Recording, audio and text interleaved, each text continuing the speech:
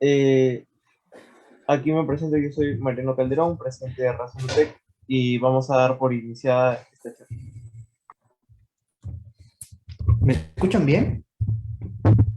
Sí, profe, sí se la escucha. Perfecto. Déjenme, Creo que ya se puede. sí, perfecto. Voy a compartir pantalla un segundito.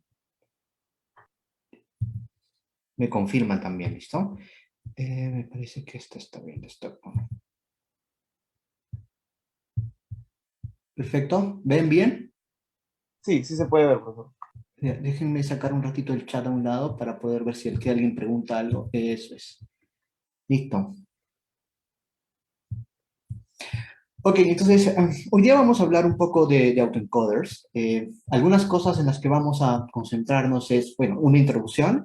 En la introducción me gustaría hablarles un poco acerca de qué es una red neuronal para que se entienda. Si alguno ha estado en la charla pasada, algunas de las cosas van a ser algo repetidas, porque lo importante es que entiendan primero qué es una red neuronal para que puedan comprender después autoencoders, ¿no? Después vamos a hablar de basic autoencoders, algún otro tipo de autoencoder como denoising autoencoders, algunas aplicaciones. Hay algunos videos muy interesantes que les voy a pasar para que tengan una idea de lo que se puede hacer con los autoencoders. Y después, si nos alcanza el tiempo, una pequeña demostración en PyTorch. ¿Listo? Entonces, veamos lo siguiente. ¿Qué es una red neuronal? En palabras simples, una red neuronal artificial es una manera bastante burda, para ser honesto, de tratar de imitar lo que ocurre en una red neuronal real o biológica. Entonces, el cerebro, a diferencia de muchos de los algoritmos que nosotros utilizamos, tiene un solo componente importante que es una neurona. Y esa neurona tiene un comportamiento especial que nos permite a nosotros aprender en base a la construcción de sinapsis. En palabras más simples, nosotros antes utilizábamos diferentes algoritmos para resolver diferentes problemas. ¿Me dejo entender? Si queríamos hacer segmentación, había tipos de algoritmos específicamente diseñados para segmentación y teníamos varios algoritmos para segmentación. Si queríamos hacer clustering, nosotros teníamos varios algoritmos de clustering, como por ejemplo K-means, como por ejemplo las generen, en sí, varios algoritmos para tratar de hacer clustering, ¿correcto? Sin embargo, eso no ocurre en el cerebro. Si alguien te abre el cerebro, no es que tú tengas algoritmos en la cabeza para resolver diferentes problemas. Tenemos un componente básico que es una neurona y esa neurona se replica o tienes miles, millones de neuronas que trabajan de una manera similar. Entonces, al observar esta imagen podemos ver que nuestro cerebro tiene como lenguaje, como señal de entrada simplemente señales bioquímicas, ¿no? Cuando uno observa un objeto, por ejemplo, lo que recibe a través de los ojos son señales de luz, ¿correcto? Que las transformamos en electricidad porque hay células especiales que transforman esa señal lumínica en electricidad, los conos y los bastones. Pero esa información eléctrica viaja hasta la parte occipital del cerebro y ¡puf! Tenemos la ilusión de que estamos observando algo.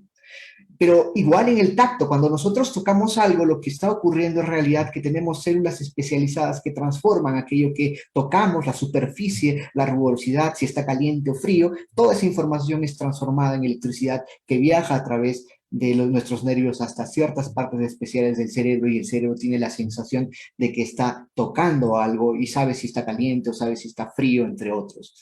Lo mismo pasa con el oído. Cuando uno escucha, cuando uno recibe una señal, digamos, una señal de sonido, vibran digamos, nuestros órganos en el oído, y lo que sucede es que algunas células especiales ciliadas empiezan a vibrar al unísono y transforman esa señal de electricidad y nuevamente viaja al cerebro y tenemos una sensación de que estamos escuchando. Lo mismo pasa para el olfato, en fin. Realmente lo que hacemos con nuestros sentidos es capturar la información externa y transformarlos en señales eléctricas que viajan al cerebro y el cerebro empieza a tratar de descifrar patrones, encontrar patrones. Conclusión, nuestro cerebro es una máquina biológica especialmente diseñada para encontrar patrones. Y eso tratamos de imitar, ¿no? Aquí tenemos un ejemplo, tenemos una neurona biológica, en realidad unas dos o tres neuronas biológicas, y obviamente las características que tiene una neurona biológica es que tiene un cuerpo soma que se conoce como dendrita, y cada de esas, digamos, pequeñas conexiones que se conocen como dendritas reciben esa información bioeléctrica y se cargan en la neurona y la neurona dispara una señal a través del axón a millones de neuronas a las cuales está conectada. Y eso es interesante porque la manera como aprende el cerebro o cómo aprendemos es realmente debido a la sinapsis. La conexión entre dos neuronas, cuanto más estimulada está, se hace más fuerte, la sinapsis se hace mucho más fuerte y estamos aprendiendo. Si tú no repites muchas veces algo, en otras palabras, si tú dejas de hacer muchísimas veces algo, lo más probable es que lo olvides y el olvido se da porque hay un deterioro en esa conexión, en esa sinapsis. Entonces, lo que hicieron los investigadores es algo bastante burdo en realidad. Tratamos de imitar una red neuronal, tiene una serie de entradas, pues nuestra neurona artificial también tiene una serie de entradas. La sinapsis, que vienen a ser esas conexiones con otras neuronas, fueron imitadas a través de ciertos valores. Entonces, estos valores, por ejemplo, pueden ser valores pequeños o valores grandes. Los valores pequeños significarán sinapsis bastante pequeñas. Si esto fuera un cero, significa que esa conexión se ha perdido, ¿correcto? Entonces, tratamos de imitar cuán fuertes son esas sinapsis con relación a otras neuronas. Y por otro lado, tenemos las entradas, que son los valores input, que representarían, en nuestro caso, probablemente algún tipo de sonido, cualquier tipo de estímulo que ha sido transformado en electricidad. Entonces, esa neurona que está aquí transforma, ¿sí? Junta, une toda esa información de manera ponderada y lo que hace luego es disparar esa señal, ¿no? O sea, a través de alguna función de activación que luego vamos a ver. Pero lo más interesante es, una vez que la máquina me bota esa salida, que es una salida deseada, por ejemplo, este YESUFI es lo que me bota la neurona, yo puedo comparar con lo que desearía que la máquina obtenga. Por ejemplo, yo deseo que bote un 3 y esto me bota un 2. Por lo tanto, yo puedo calcular un cierto nivel de error y eso se llama una función de pérdida, ¿no? Loss function. Y lo que hacemos es regresar y tratar de modificar esos parámetros hasta que la neurona aprenda que esto debe ser un valor muy cercano a 3, por ejemplo. En términos muy simples es lo que hacemos. Tratamos de enseñar a nuestro modelo de modo tal que la salida que obtengamos del modelo sea lo más similar posible a la salida que deseamos. Y si no son similares, lo que simplemente hacemos es tratar de modificar estos parámetros de manera inteligente para que nuestro modelo pueda aprender en términos muy simples, ¿no? Entonces, y entonces, ¿qué cosa es una red neuronal? Una red neuronal no es más que un conjunto de esas pequeñas unidades que son las neuronas artificiales, pero que hacen realmente lo mismo. Dada un input, una entrada, ¿sí? Esperamos tener un output, ¿sí? Y si es que la salida de toda esta neurona, de toda esta red neuronal, es, digamos, vamos a suponer salida, le vamos a poner output 1, y esta salida es diferente, muy distinta a la salida que esperamos, pues entonces tenemos que modificar, pero todos los pesos de mi red neural. Si son 1.000.000 de pesos, ese 1.000.000 de pesos deberán ser cambiados, pero no se cambian aleatoriamente, sino que se cambian de manera inteligente, utilizando, por ejemplo, la gradiente descendiente. ¿Ok? En conclusión, ¿qué es una red neuronal? Una red neuronal no es más que un aproximador de funciones. Miren este ejemplo. Esta función va a recibir una imagen y la máquina debería aprender a que en esa imagen hay un perro, o por ejemplo podría recibir esta otra imagen y segmentar la imagen y decir que hay un perro, que hay un gato, o recibir un avión y segmentar ese avión, o podría recibir un modelo tridimensional como este y reconstruir la cabeza de este animal. O podría recibir con una nube de puntos, darse cuenta que es un auto y poder rellenar la parte que le falta del auto. O podría recibir una señal temporal, como por ejemplo un audio, y reconocer que se trata del audio de una gaviota. Pero ¿por qué pueden hacer esto las máquinas? ¿Por qué pueden trabajar con imágenes? ¿Por qué pueden trabajar con modelos 3D, con nubes de puntos, con sonido, en realidad con cualquier cosa? Porque cualquiera de estas cosas, al fin y al cabo, para una máquina son funciones. Y lo que nosotros hacemos es aproximarnos a esa función. Una imagen es una función. ¿Alguien entiende por qué sería una función? ¿Alguien tiene una idea que me pueda decir? ¿Por qué creen que es una función? ¿Qué dicen ustedes? Vamos, participen. ¿Por qué, por ejemplo, una imagen es una función? ¿Lo pueden ver como una función? En realidad es una función bidimensional embebida en un espacio tridimensional. ¿Pero por qué razón? Por los píxeles. Ok, entonces si tú tienes una matriz, ¿no es cierto? Aquí está la imagen. Esta imagen realmente es una matriz de píxeles, ¿correcto? Todo bien hasta ahí. Y esos píxeles no son más que valores. En realidad son tres matrices pues, que son RGB. ¿cierto? Entonces, y estos píxeles son valores, entre 0 y 255, por ejemplo, ¿no es cierto? 3, 6, 9, lo que fuere. Pero si en vez de números pongo estacas, una estaca de tamaño 3, esta sería una estaca de tamaño 6, una estaca de tamaño 9, en realidad estacas de diferente tamaño. Y si ahora colocamos una sábana encima de ese conjunto de estacas, ¿qué es lo que obtienen? ¿Alguien me puede decir?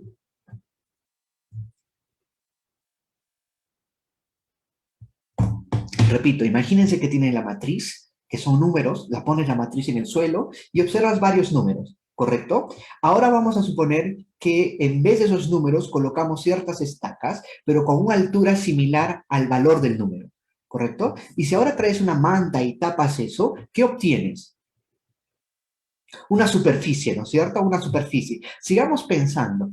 En los picos de la superficie, es decir, en las partes más altas, ¿qué creen que representen esas partes más altas de esos cerros, entre comillas, de esas superficies? ¿Qué cosa creen que signifique cuando la derivada sea cero? Es decir, cuando encuentren los máximos locales, máximos globales, o mínimos locales o mínimos globales. ¿Qué creen que signifique? Quiero que ver si lo intuyen. ¿Qué creen que signifique? ¿Cuándo se dará ese cambio abrupto? ¿Colores más claros? No necesariamente, no. Significa algo mucho más importante, un cambio abrupto de color, ¿correcto? Entonces, imagina que tienes blanco, blanco, blanco, y en eso cambia directamente al negro. Eso quiere decir que tiene una subida enorme, ¿correcto? Por lo tanto, ahí hay bordes. Entonces, nosotros podemos encontrar ciertos patrones en esa superficie y encontrar, por ejemplo, bordes, como dice John, ¿correcto? Entonces, eso es, una imagen realmente es una función, es una superficie bidimensional embebida en un espacio tridimensional y por lo tanto podemos aplicar redes neuronales porque las redes neuronales son aproximadores de funciones universales. Nos podemos aproximar a una función y darnos cuenta cómo es la forma de un perro, cómo es la forma de un gato, cómo es la forma de un ser humano, porque sus funciones, las funciones de todos los perros, se parecen entre sí en cierta medida. Obviamente, las funciones, por ejemplo, que representan pastores alemanes, se parecen más entre un pastor alemán y un chihuahua, es obvio, pero la relación entre, digamos, diferentes tipos de perros es mucho más similar que la relación de funciones que se parecen, digamos, a delfines, ¿no? Y eso es lo que aprende la máquina. La máquina aprende a detectar ciertos patrones interesantes. Eso, ¿no? Entonces, nosotros podemos hacer lo propio con modelos tridimensionales. Un modelo tridimensional no es más que una malla triangular o una nube de puntos, no sé si me dejo entender. Imagínate que tienes una malla de pescar y te la pones encima de la cabeza. La malla de pescar va a tomar la forma de tu cabeza, ¿correcto? Pero esa malla está formada por ciertos puntitos y unos triángulos o cuadriláteros, dependiendo cómo esté hecha la malla, ¿correcto? Y eso es de lo que se trata. Nosotros podemos aproximar una malla a un modelo tridimensional también. Pero como una malla se representa como una función o es una función tridimensional, entonces también podemos aproximarnos con una red neuronal. Y lo propio pasa con el sonido. El sonido es una función temporal, una función que cambia en el tiempo y nosotros podemos encontrar patrones en esa función. Entonces las redes neurales son una maravilla en ese sentido, en el sentido de que es una estructura muy similar que nos permite reconocer patrones en prácticamente en cualquier tipo de información, digamos, que esté en un computador, sean documentos, sean sonido, audio, imágenes, video, porque al final y al cabo el video no son más que imágenes sucesivas, frames. Y eso es lo interesante, ¿no? La conclusión es esta, en esa imagen la podemos resumir, que una red neuronal es un modelo paramétrico porque tiene millones de parámetros, cuyo objetivo es aproximar una entrada a una salida deseada, ¿no? Dependiendo si es que es obviamente una red neuronal supervisada. Déjenme escribir un segundo aquí, quiero ver. Okay. Entonces aquí tienes la entrada, el modelo, este modelo vendría a ser mi función, que recibe este X y nosotros esperamos un Y. Este X puede ser cualquier cosa y este Y virtualmente también podría ser cualquier cosa. La entrada podría ser una imagen y la salida podría ser una imagen, por ejemplo, cuando hace segmentación. O la entrada podría ser una señal de voz y las salidas podrían ser palabras. Por ejemplo, entra la señal de una gaviota y sale gaviota. Entonces nosotros podemos entrenar una red neuronal para hacer muchas cosas.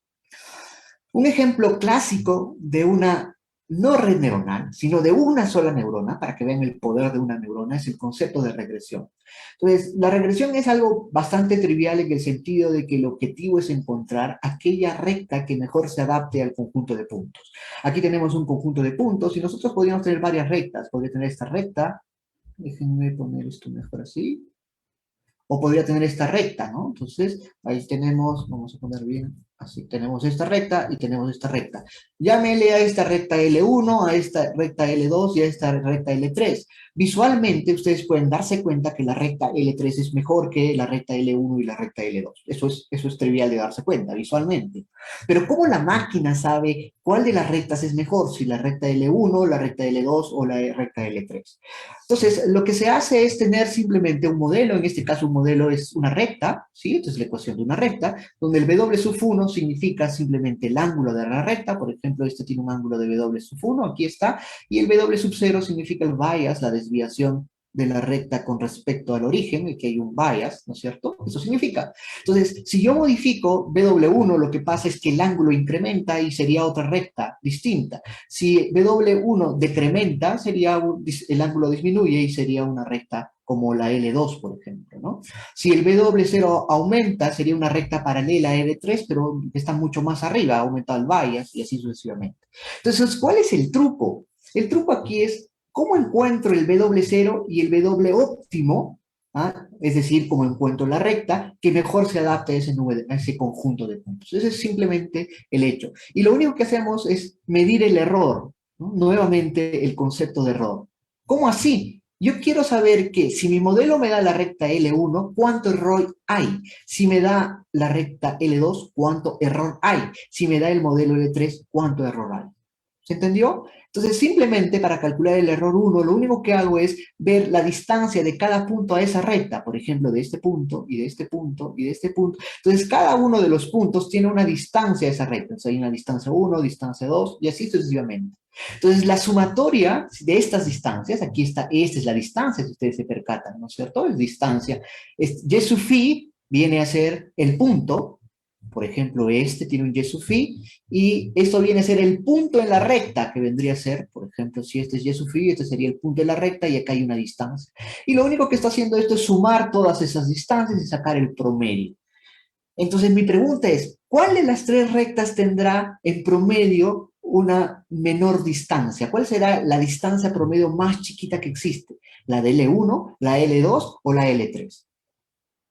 La L3. Por lo tanto, la L3 es la que está ganando. ¿Sí? ¿Me dejo entender? Entonces, lo que hace el algoritmo es, si es que el error es muy alto, entonces va a tratar de modificar W0 y W1. ¿Cómo? Utilizando la gradiente descendiente, es decir, las derivadas.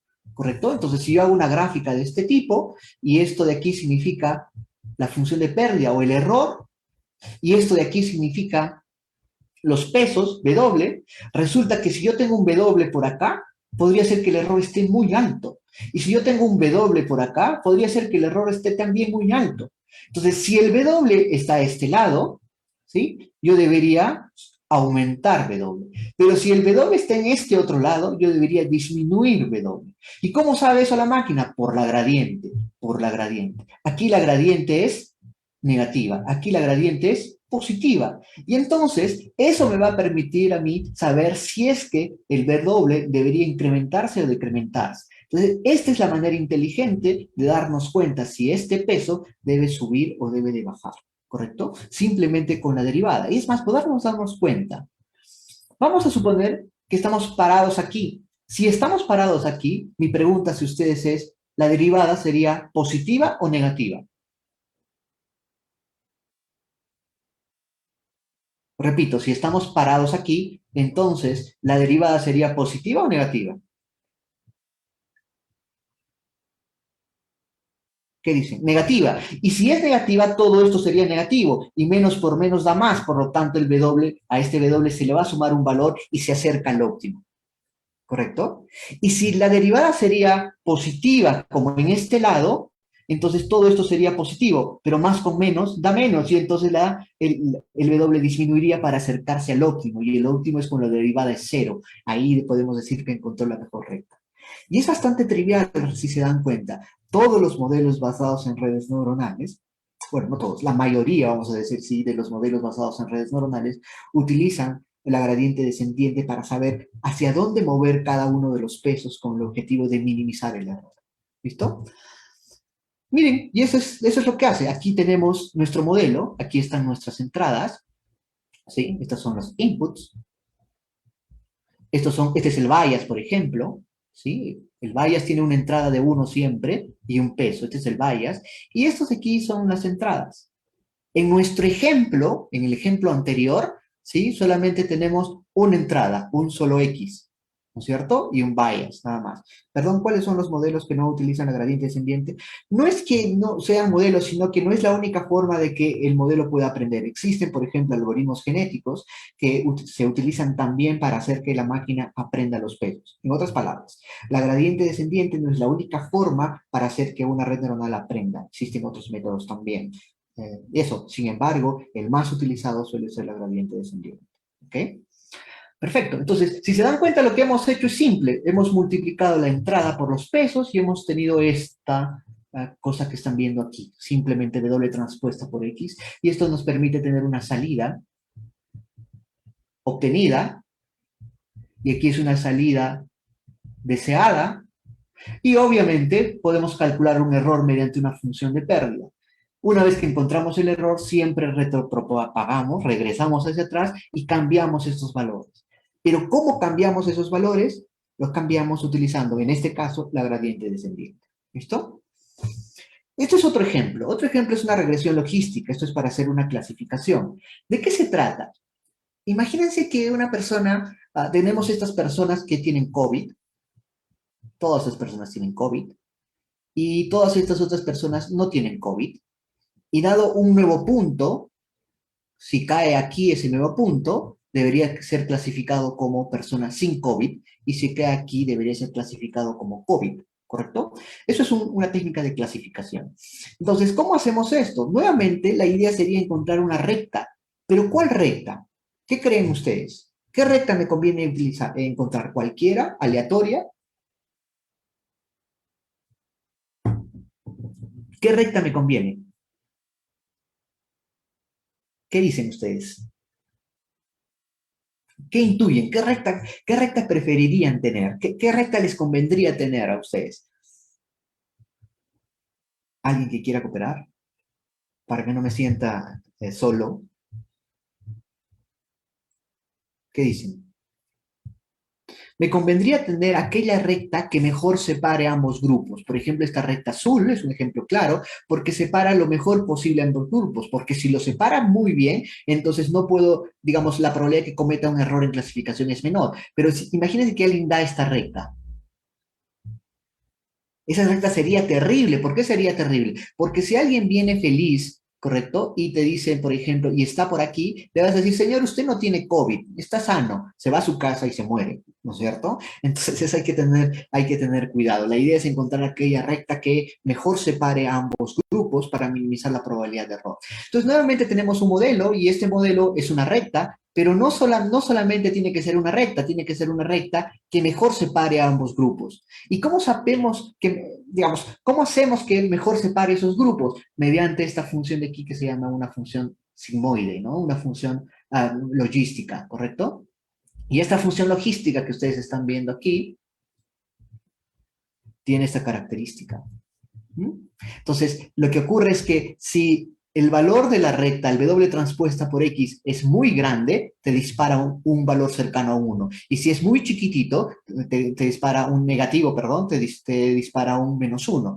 Entonces, perdón, un 0. Y entonces eso te permite clasificar los que son 1 y los que son 0, los que tienen COVID y los que no tienen COVID. Entonces, eso es bien interesante porque me va a permitir colocar esta recta de modo tal que todos estos puntos sean clasificados como mayor a 0.5 y todos estos puntos como menor a 0.5. ¿Quién logra hacer esto? Esta función que se llama función logística. Por eso se le llama también regresión logística. ¿Listo? Porque tratamos de encontrar una recta que separe ambos grupos.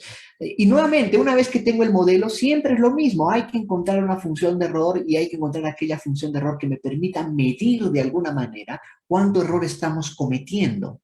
Y esta es la función que nos permite medir eso. Y es interesante evaluar por qué razón. Vamos a suponer, a ver si me entienden, es muy interesante. Vamos a suponer que sabemos que la persona tiene COVID, ¿listo? Entonces, vamos a graficar esto así. Sabemos que tenemos COVID, es decir, Y es igual a 1. Entonces, este Y es igual a 1. Tiene COVID la persona, ¿correcto?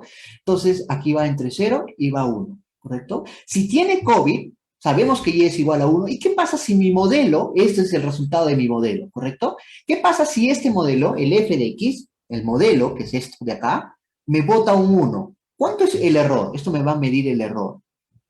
Y este es mi modelo, f de x. Si mi modelo me botó un 1, ¿cuánto error cometió? ¿Alguien me puede decir rápidamente? ¿Cuánto fue el error? Cero, ¿no es cierto? Fue cero porque yo sabía que la persona tenía COVID y mi modelo me predijo, este señor tiene COVID, no hay error.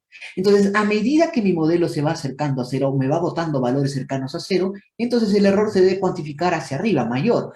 Cuanto más error cometas, mayor error debe haber. Y lo interesante es que la función logaritmo de f de x sub i negativo tiene justo esta forma. Por esa razón se coloca así. Y este lado de acá me permite medir el error cuando yo sé que Y era 1 y el modelo me botó un valor más pequeño que 1. Por otro lado, esto de aquí me permite medir cuando sabemos que Y es 0 y la máquina me botó 0, no hay error. Pero a medida que el modelo me bota valores cercanos a 1, pues entonces el error debe crecer. Y fíjense que 1 menos logaritmo de f de x, y esto es mi modelo, lo que me bota mi modelo, el logaritmo de toda esta cosa, todo esto de aquí, negativo, aquí hay un negativo que va a entrar, tiene justamente esta forma. Y eso es hermoso porque esta función justamente me está penalizando, me está diciendo cuándo te estás equivocando. ¿Sí? Nuevamente, siempre tienes que tener el modelo, encontrar la función de pérdida y después modificar los parámetros. Pero ¿cómo modifico estos parámetros? Al modificar los parámetros está tratando de encontrar la mejor recta o la recta adecuada, pero lo modifico utilizando la derivada de la función de error. En este caso, esta es la derivada. Y nuevamente se aplica exactamente lo mismo. Todos los modelos de redes neuronales funcionan de una manera bastante similar. ¿Cuál es el modelo? ¿Cuál es la función de pérdida? Trata de modificar los parámetros mediante la función de pérdida. Entonces, si todos ustedes saben derivar bien, no van a tener y no deberían tener ningún problema para crear ningún tipo o cualquier tipo de modelo, ¿no?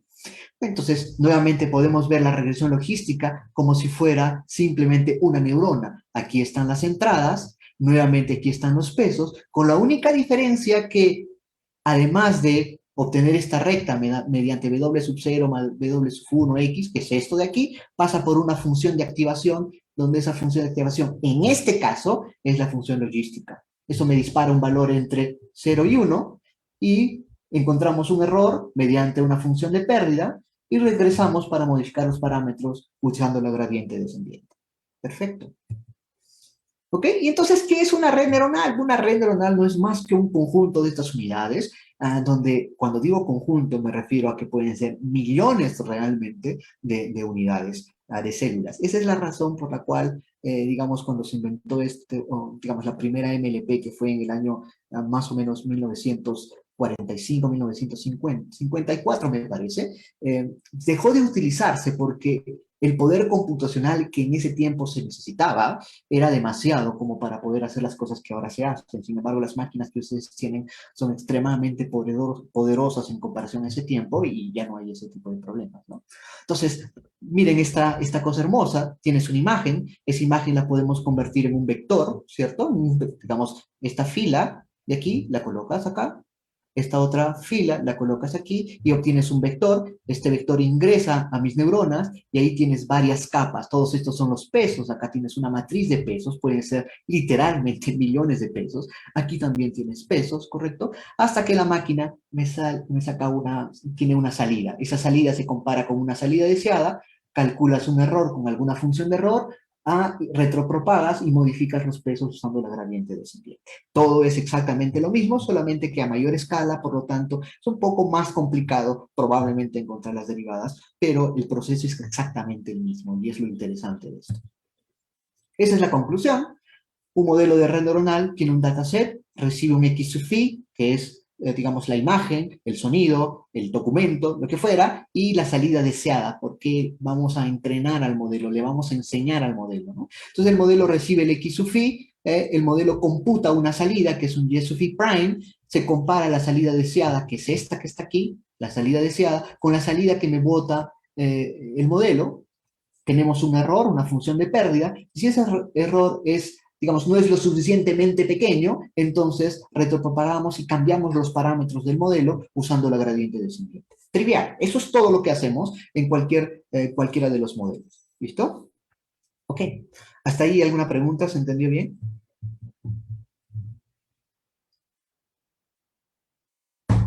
¿Sí? ¿Todo bien? Perfecto, entonces ya sabemos que podemos hacer esto, ¿no? Uno de los métodos que no voy a profundizar porque el concepto es, digamos, el conocimiento aquí es bastante fuerte, pero lo único que les quiero decir es que este modelo se llama MLP y es una red neuronal multicapa porque tiene varias capas, ¿sí? Una capa, por ejemplo, esta capa de aquí, ¿sí? Puede tener varias neuronas, esta otra capa también puede tener varias neuronas y así sucesivamente y es una capa de salida, ¿correcto? Entonces, es exactamente lo mismo. Aquí hay una señal de entrada, ¿sí? Que es un vector, y este vector puede representar imagen, puede representar texto, puede representar voz, modelo tridimensional, lo que fuere, ¿correcto? Para una máquina son números, y esto se propaga hacia adelante, se llama forward, hasta obtener la salida, se calcula el error con la salida deseada, y se retropropaga, ¿no? Modificando los pesos usando la gradiente descendiente. Eso es a gran escala, ¿correcto? Ok. Pero lo que hemos visto es una red neuronal backpropagation, pero existen varios modelos. Me voy a concentrar en autoencoders, pero quiero que vean rápidamente otro tipo de modelos que son muy potentes. Por ejemplo, para imágenes. ¿Qué podemos hacer en imágenes? Clasificación. Su cerebro ahorita, su hermosa red neuronal biológica, automáticamente se da cuenta que esto es un gato. Entonces yo puedo clasificar, ¿es un gato o no es un gato? ¿Sí o no? Así de simple. Y eso también puede ser una red neuronal. Pero esa es una parte, entre comillas, trivial, en el sentido de que solamente necesitamos decir, ¿es o no es un gato? True o false, ¿correcto? Pero podemos hacer cosas más interesantes. Dada una imagen, localizar dónde está el gato en esa imagen. Es decir, no solamente darnos cuenta que es un gato, sino decirnos dónde está el gato. Y eso se hace colocando un bounding box encima del objeto. Es decir, si el gatito estaría por acá y sería así de chiquito, la máquina debería encontrar y colocar el bounding box ahí. ¿Correcto? O, por ejemplo, podríamos hacer object detection, donde no solamente detectas un gato, sino detectas cualquier animal y lo reconoces. No necesariamente cualquier animal, cualquier cosa, dicho sea de paso. Aquí, por ejemplo, la máquina reconoce un perro, reconoce dos gatos, me parece, y reconoce un pato, por ejemplo, ¿no? Entonces, eso es una técnica que se llama object detection. Pero podríamos hacer más. En vez de poner un bounding box, podríamos segmentar el objeto. En este caso está segmentando los dos gatos, el perro y el gato. Podríamos extraerlo y, en fin, hacer diferentes cosas. Podría ser una imagen de un cerebro y podríamos segmentar dónde está el tumor, por ejemplo. Y una vez que segmentas dónde está el tumor, podríamos, por ejemplo, sacar el área del tumor, la localización exacta del tumor y podríamos buscar todos los cerebros que tienen tumores de un tamaño similar para, por ejemplo, saber cómo se hizo el tratamiento en esos pacientes, ¿no? Entre otras cosas. Pero yo no podría usar una red de este tipo para hacer esto porque sería prohibitivo. ¿Y por qué sería prohibitivo? Porque una imagen de estas, por ejemplo, de alta resolución, vamos a suponer que sea 1024 por 1024, imagínense en el vector que se tendría que convertir. Este vector sería de tamaño 1024 por 1024. Imagínense el número de neuronas, imagínense el número de pesos que tendrían que tener aquí. Serían millones de millones y eso implicaría un costo computacional extremadamente elevado. Y lo interesante de esto es que surgen otras redes neuronales como la CNN, Convolution Neural Networks, que lo que hacen es algo muy interesante, ¿correcto? Antes de entrar a la CNN les quiero explicar cómo antes se hacía esto. Como sería prohibitivo meter una imagen de 1024 por 1024 una red neuronal, porque la red neuronal sería costosísima, lo que se hacía antaño era extraer características de la imagen. Entonces, en esta imagen que están ustedes observando, se aplicaban ciertas técnicas para poder extraer características relevantes, disminuir la dimensionalidad. Y en vez de que sea de 1024 por 1024, por ejemplo, podría ser de tamaño 1000 o incluso de tamaño 100. Entonces, habían técnicas digamos, de Machine Learning que nos permitían obtener ese vector característica, como por ejemplo weblets, los hard weblets, en fin, varios métodos, ¿no? Ok, pero extraer esas características era un proceso diferente, es decir, había un conjunto de algoritmos que específicamente fueron diseñados para extraer características. Y una vez que extraías características, esas características pasaban a la red neuronal.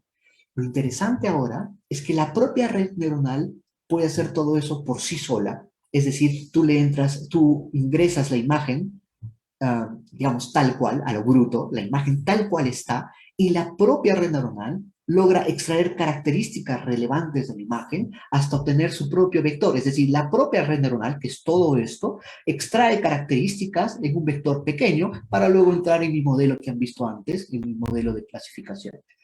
Y eso lo hace con operaciones muy, muy chéveres, por ejemplo, convolución y pooling. Un segundito.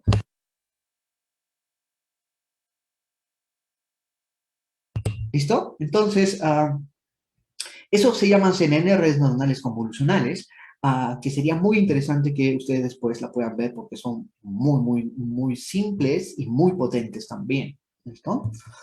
Las aplicaciones que se hacían con estas CNNs, por ejemplo, es hacer tracking, seleccionaban a los objetos, por ejemplo, en imágenes, y hacer tracking es saber por dónde se está moviendo la persona. No solamente reconocerla, sino como es un video, saber hacia dónde se está moviendo. O, por ejemplo, si tienes un cerebro, hacer segmentación en un modelo 3D, por ejemplo, ¿no?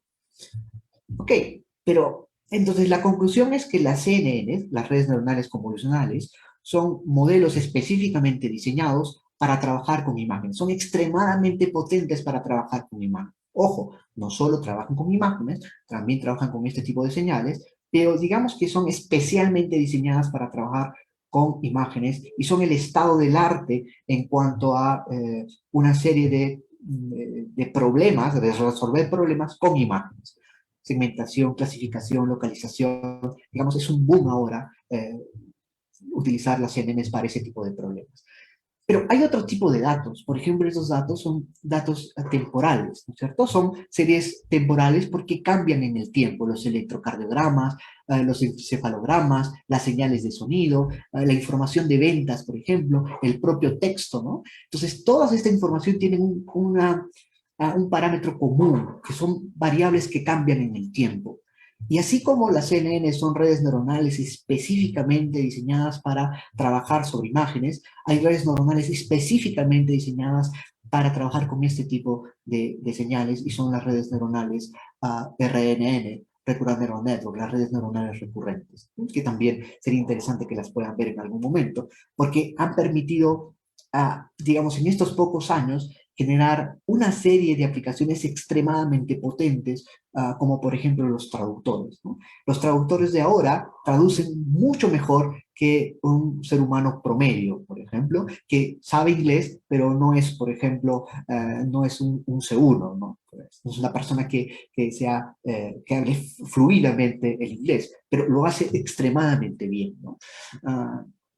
Por ejemplo, el hecho de poder reconocer el habla o poder, por ejemplo, clasificar a las personas mediante un electrocardiograma para saber si tienen arritmias o no, y entre muchas otras cosas. Muchas de las aplicaciones que ahora se están desarrollando ganan al ser humano en muchas de las tareas.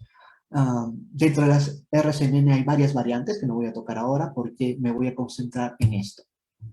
Pero ¿y qué pasa con estas aplicaciones? Tengo una imagen y lo que quiero es comprimir la imagen. Esta es una imagen al 100% y esta es una imagen de un 50% de tamaño más pequeño. Sin embargo, el humano casi no nota la diferencia. O, por ejemplo, las imágenes que tienen arriba tienen ruido y la máquina logra quitarle el ruido. Si me se van a dar cuenta que ustedes no van a poder darse cuenta qué números son en el ejemplo que les voy a dar, sin embargo la máquina sí. O por ejemplo extraer características, es decir, esta imagen por ejemplo, de 1024 por 24 y saca un vector característica que representa una imagen pero pequeñita. O, por ejemplo, técnicas como inpainting. Tú tienes una imagen, la idea es reconstruir el rostro, la parte que le falta. O reducir la dimensionalidad de la información. Todo este tipo de cosas se logra hacer con autoencoders. ¿Listo? Entonces, les voy a explicar qué son autoencoders y por qué les había tenido que explicar antes lo de la red neuronal NLP. Eso es un autoencoder. Entonces, un autoencoder son dos redes neuronales realmente, una que codifica la información, encoder, y otra que decodifica la información, decoder. Lo podemos ver mejor aquí. Vamos a suponer que nuestro modelo de red neuronal recibe una imagen, ¿listo? El número 4. ¿Sí? Esta imagen, ustedes saben que lo pueden convertir en un vector, o si fueran una CNN, entra como una imagen, pero vamos a convertirlo en un vector ahora, porque no hemos hablado de CNNs. Y lo que va a pasar es que esta imagen que está convertida en un vector, al entrar dentro del encoder, lo que va a hacer es reducir la dimensionalidad. En otras palabras, la idea es que obtengas este vector Z, de modo que este vector Z sea mucho más pequeño que este vector de entrada que le voy a llamar I. Este es el input I, ¿correcto? Y este es el Z. Entonces, este input I es mucho más grande que este vector Z. Lo que está logrando hacer es reducir la dimensionalidad. Pero una vez que reduce la dimensional, el decoder aprende a, dado Z, reconstruir la imagen. ¿Me dejo entender? Entonces, su entrada es el 4, pero la salida que deseamos obtener también es el mismo 4. Entonces, la máquina aprende a extraer cuáles son las características que tiene esta imagen más importantes. De modo tal que si yo solo le doy Z al decoder, sea capaz de regenerar el número 4. Y ese es el objetivo. Mi pregunta para ustedes es, ¿y a mí qué me importa que la máquina aprenda el mismo número 4? ¿Alguien tiene una idea? Parece que no tiene sentido. Yo le doy un 4 y quiero que me aprenda el mismo 4, pero ¿para qué? ¿Qué es lo que me interesa de este modelo? ¿Cuál es la parte más rica del modelo? ¿Alguien tiene una intuición ahí? ¿Qué es lo que me interesaría obtener de ese modelo? ¿Quién me puede decir qué es? Extraer sus características, y sus características están en Z. Lo que realmente me interesa de ese modelo es este valor Z. Entonces, la primera vez cuando entra el 4, como todos sus parámetros son aleatorios, lo más probable es que me saque cualquier cosa distinta a un 4. Puede ser algo que ni se entienda, puede ser algo horrible, no puede ser cualquier cosa, una serie de puntos al azar. Y por lo tanto, cuando compare con este 4, va a haber un error enorme. Como hay un error enorme, los parámetros cambian de manera inteligente para que se acerque a ese 4. Y el proceso continúa hasta que se estabilizan los parámetros. Y una vez que se estabilizan, lo que yo obtengo cada vez que meto o ingreso una imagen es un Z, y ese Z son las características de esa imagen. ¿Me dejo entender? Entonces, exacto, John. Entonces me permite, por ejemplo, comprimir la imagen, me permite extraer características, me permite hacer varias cosas interesantes, como van a ver. Entonces, el objetivo es que el encoder, que es una red neuronal, recibe una imagen I y me bota un Z. Se le llama también un espacio latente, es decir, un código, ¿correcto? Y luego el decoder recibe ese código y lo que hace es aprender a decodificar, de modo tal que la imagen de entrada sea lo más parecido a esa imagen de salida. Esta imagen pertenece a un vector R D-dimensional, entonces de dimensión D, mientras que Z es de dimensión D, donde D es más chiquito que N. En otras palabras, lo que estamos haciendo es hacer que sea más pequeña digamos, que Z sea más pequeña que la input. ¿Hasta ahí se entendió?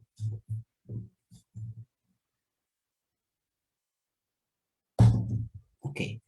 Entonces, el objetivo simplemente es un proceso de fusionar características, de extraer características. Ese es uno de los objetivos que tienen los autoencoders. Me interesa esta parte que está aquí. Pero lo interesante del autoencoder es que no solo se logra eso. Les voy a explicar algo más interesante. Imagínense que acá tienes, estos son cuatro, los he puesto como redonditos, ¿no? Es el mismo objeto, pero de diferentes formas. Es como decir el mismo cuatro escrito de diferentes maneras, porque hay algunos que escriben así, otros escriben así, pueden escribir así el 4, bueno, en fin, de diferentes formas. Y estos triangulitos es otra cosa, otro objeto, puede ser el 5, no sé, otra cosa, son dos cosas diferentes, escritas de maneras distintas. Entonces, todos estos cuatro que están aquí, todas estas imágenes que son la misma imagen con variaciones, van a tener una función de distribución, y aquí también vas a tener una función de distribución. Si yo lograría representar esa función de distribución, lo genial de esto es que puedo generar un nuevo 4, es decir, la máquina, no sé si me dejo entender, pero si nosotros encontrásemos la función de distribución que representa a esos objetos, que por ejemplo pueden ser los 4, si yo generara esa función de distribución, si lograría generar, yo podría tomar al azar algún valor de ahí y regenerar un nuevo 4 que el humano nunca ha puesto, ¿sí? Otro ejemplo, si estos fueran rostros humanos, millones de rostros humanos que nosotros hemos ingresado, y la máquina aprendiera la función de distribución, entonces la máquina podría generar un nuevo rostro que no existe, que no está vivo, ¿correcto? Es un nuevo rostro, pero que se parece tanto a los humanos que a nosotros nos da la impresión de que realmente se trata de un humano. Entonces, los autoencoders fue el primer acercamiento de un modelo generativo, es decir, de generar nuevos datos que nunca se han visto antes, ¿correcto? Pero que son tan parecidos que el humano podría equivocarse y decir, ok, esto sí es un rostro humano y pensar que existe. Entonces, estos autoencoders fue un primer ingreso, porque después existen los variational autoencoders, que son muy potentes para hacer justamente esta tarea, y después las redes GAN. Eso es otra cosa. Solamente les quiero decir que esto fue el primer acercamiento a eso. Ahí tienen un ejemplo de un autoencoder. Lo he puesto en PyTorch para que vean, es muy fácil hacer un autoencoder. Aquí creo una clase autoencoder. Entonces yo voy a crear un autoencoder que primero tiene, son 100 neuronas. ¿Sí? Así esas unidades que han visto son 100 de estas. Entonces le digo a la máquina, oye, voy a recibir 100 features y luego lo que voy a hacer es 100 features significa 100 neuronas, y luego lo voy a conectar con uno de 50, va a disminuir la dimensionalidad. Y luego digo, ahora voy a construir otro que recibe 50 y lo va a llevar a 25. Muy bien, y ahora voy a recibir otro de 25 y lo va a llevar simplemente a 10, ¿correcto? Y aquí está tu Z. Este es sub 3, viene a ser tu Z. Este es E sub 1, este es E sub 2 y este es E sub 3. Entonces, pero este E sub 3 lleva esto a un Z, este es su Z, ¿correcto? Y luego de 10 lo llevamos a 25, de 10 lo llevamos a 25, de 25 a 50, de 50 a 100. Esto es el decoder. Y ya está, esto es absolutamente lo único que tenemos que hacer. ¿Listo? Encoder, decoder. Y esto lo único que está haciendo es pasar la entrada, el input, que es la imagen propiamente dicha, por la capa 1, ¿no es cierto? Y luego le aplicamos una función de activación. Listo. Y obtenemos una salida. En otras palabras, esta es la salida, esta de acá, este input, se convierte en la salida de esta capa que va a ser input de la siguiente. Entonces se procesa la siguiente. Se procesa hasta obtener el Z. Esto es lo que me interesa. Este señor de aquí es este que está acá. ¿Correcto? Y luego ese Z ingresa a la siguiente capa y a la siguiente capa y a la siguiente capa y tenemos la salida. ¿Listo? Como ya tenemos esta salida, la máquina puede comparar esta salida con la salida que deseamos, encontrar un error y luego retropropagar y modificar los pesos hasta que el sistema se adapte. ¿Listo? No necesariamente. En realidad, eso es bien interesante. La función de activación, generalmente antes, una función de activación era, por ejemplo, esta, que es una función simoidea. El problema de la función simoidea es que satura. En otras palabras, vamos a suponer, voy a dibujarla bien. Aquí es un medio. Por acá está el 1. La función es más o menos así. Opa. Entonces vamos a suponer que tu salida deseada era 0 y el modelo me bota un valor cercano a 1. Si el modelo me botó un valor cercano a 1, ¿cuál es la derivada aquí? Es prácticamente 0. Como la derivada es prácticamente 0, entonces el modelo no va a aprender, porque ¿cuándo cambian los pesos o cómo cambian los pesos? Hemos dicho que cambian W es igual a W menos alfa por la derivada de la función de pérdida con respecto al peso. Pero si esto es cercano a 0, pues entonces el peso no cambia. Y lo que ocurría es que este tipo de funciones satura mucho. ¿Qué significa que satura mucho? Que si es que sabíamos que el valor debió ser un 0, pero me botó un valor muy cercano a 1, la derivada va a ser 0 y el modelo dejaba de aprender. Entonces, estas funciones son malas para este tipo de cosas. En cambio, la ReLU es una función de este tipo. Es así, pa y pa. Acá siempre hay derivada. Y como siempre hay derivada, voilà, entonces el modelo siempre va a aprender. Hay algunas variantes del ReLU porque todavía tiene algunas desventajas, como por ejemplo cuando es negativo la derivada sigue siendo 0, y hay algunas variantes que aumentan un poquito aquí la derivada. Pero fue una panacea, ¿no? Entonces, ¿es conveniente utilizar ReLU para este tipo de modelos? Por supuesto que sí.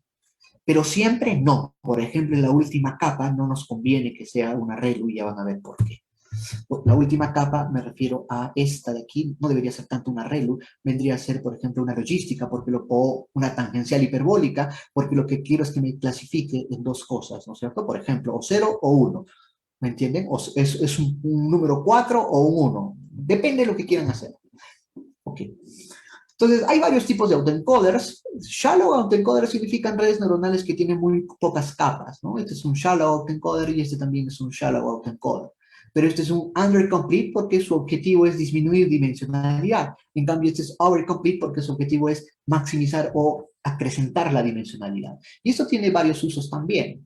Este es un deep undercomplete porque lo que queremos hacer es disminuir la dimensionalidad, pero es deep porque tiene muchas capas, capas profundas. Y este de aquí es un deep overcomplete porque tiene varias capas y obviamente lo que intentamos es que incremente la dimensionalidad. ¿Listo? Bueno, yo voy a tocarles ahora rápidamente solamente Basic Autoencoders y me parece que de Noisy Autoencoders también.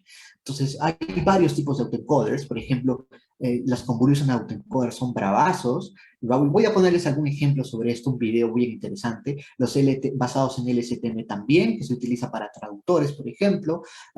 Sparse Autoencoders, que son estos de aquí, que te generan en el medio el Z. El Z es un Z grandote, pero esparso. Eso quiere decir que algunos, muy pocos tienen valores, los otros son ceros, tienen muchos ceros, ¿sí? Y tienen usos también bien interesantes.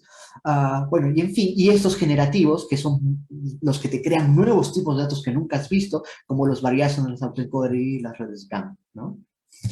Muy bien. Concentrémonos en el basic autoencoder que nos interesa. ¿Ok? Entonces, creo que ya lo hayamos visto más o menos. Es muy simple. El objetivo es que tienes aquí dos redes neuronales. Este es A y este es B. Este de aquí es un encoder y este de aquí es un decoder. Estos W son los pesos, estos W son los pesos, como ustedes están viendo. Si me voy al ejemplo de aquí, los pesos están aquí, acá hay una matriz de pesos, otros pesos, otros pesos y otros pesos. Una cantidad brutal de pesos realmente, ¿no? ¿Ok? Uh, muy bien, y entonces el objetivo es obtener este Z, ¿sí? Eso es lo que ya habíamos visto.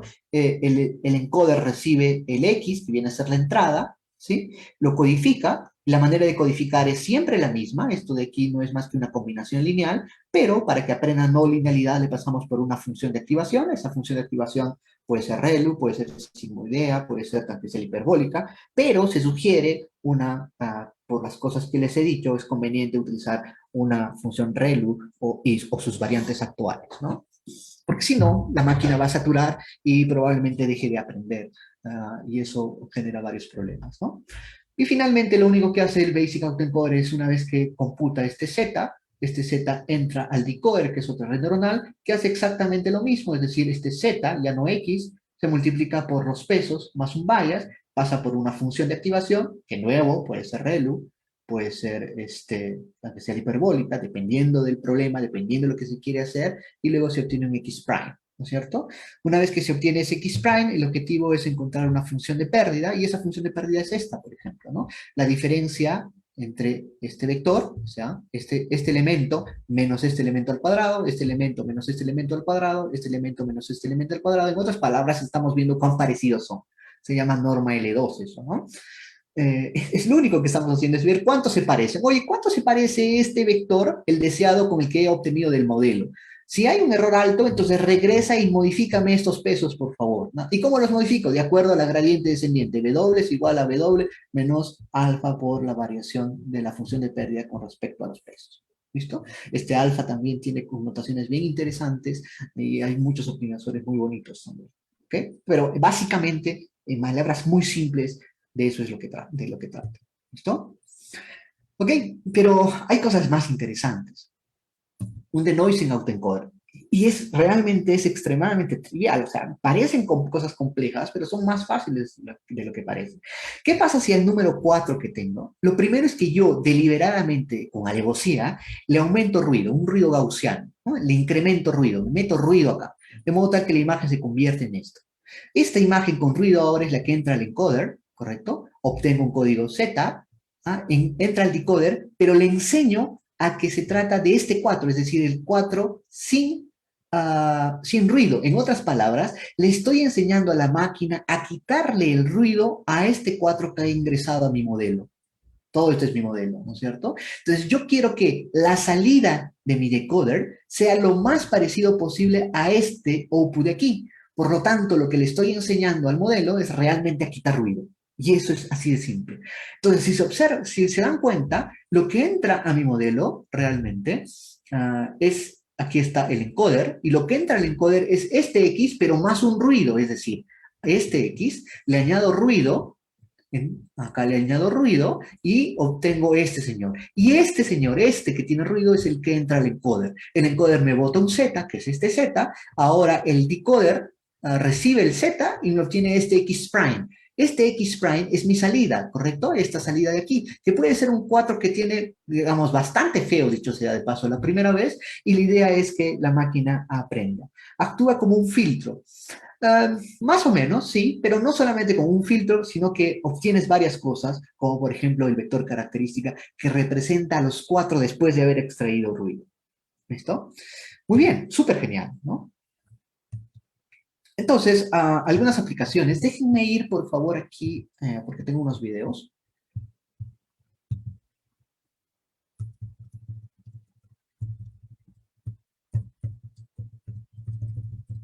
Esto está más abajo, ¿no? Ok, esto es un ejemplo, esto es por ejemplo una red neuronal convolutional autoencoders, donde lo que hace es recibir como entrada una imagen, la misma imagen, pero lo que me bota como salida es la imagen, pero segmentando los datos. Por ejemplo, si se dan cuenta, aquí hay células y lo que hacemos es segmentar cada una de las células. Y esto se hace a través de un autoencoder, pero se llama convolutional autoencoder, porque lo que utiliza en vez de una red neuronal MLP como la que hemos visto, utilizan CNNs, lo que les había dicho, ¿no es cierto? Entonces la CNN recibe una imagen, digamos, a lo bruto, y lo que hace la CNN es aprender sus características, pero reduciendo dimensionalidad. Y una vez que reduce la dimensionalidad, la máquina aprende a hacer deconvoluciones, se llama la operación, hacer agrandar la imagen hasta encontrar la imagen, digamos, que nosotros queremos que encuentre, ¿no? Eso se llama UNET, es muy utilizado en muchas cosas. Voy a mostrar un video. No voy a entrar en detalles porque tendrían que entender muy bien cómo funciona una CNN para entender cómo funciona la convolución, cómo funciona la operación de pooling, cómo funciona la deconvolución, sino que les estoy dando una pincelada para que vean la potencia de estas cosas, ¿no? Aquí tengo un video, ¿sí? Esto se ha hecho con una UNET. No sé si da para oír. Me avisan si da para oír.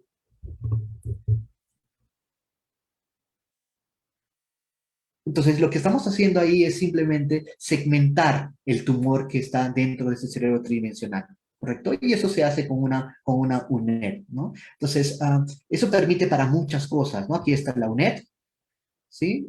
Eh, este es el Grand Through, esto es hecho por humanos, y esto es lo que extrae la máquina, ¿no? Entonces, aquí está nuevamente por humanos y es lo que extrae la máquina. Entonces, el poder es extraordinario en el sentido de que ahora podemos hacer muchas cosas en cuestión de minutos en relación a lo que antes se tenía que hacer en varios días. Un humano tendría que estar encargándose de cada uno de los modelos, pero si son cientos de miles de pacientes, no lo vas a hacer a mano, sería ilógico, ¿no? Y una vez que tienes este pedazo de tumor, yo puedo comparar en mi base de datos con todos aquellos que tienen ese mismo tipo de tumor para saber qué tratamiento le debo dar a un paciente, ¿no? ¿Ah? Si se dan cuenta, acá está el tumor, ¿sí? Aquí acá arriba está el tumor, ¿sí? Se dan cuenta cómo está segmentando la máquina. Entonces, para ese tipo de cosas. Déjenme mostrarles un segundito. Aquí hay otro video. Este es otro bien interesante. Si ustedes se dan cuenta, acá tiene una imagen a color. ¿Estamos bien? Lo que vamos a hacer en la imagen es dividir en dos partes. Digamos que, en palabras simples, es una imagen a escala de grises y la parte de color por otro lado. Lo que va a entrar al modelo, ¿sí? Es la parte que es solamente escala de grises y lo que queremos que salga es la imagen a color. Entonces les pregunto, ¿qué estaría aprendiendo el modelo?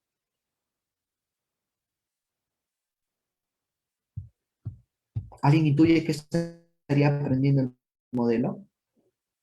Repito, entra la imagen a escala de grises, ¿correcto? Entra a mi encoder, ¿correcto? Y el decoder lo que trata de hacer es botar la imagen, pero a color. Está aprendiendo a colorear la imagen, ¿no? Esto es una ResNet, no es más que una CNN, es una arquitectura especial, digamos que tiene bastantes capas profundas, que son modelos que ya existen, ¿no? Entonces, quiero que vean el video.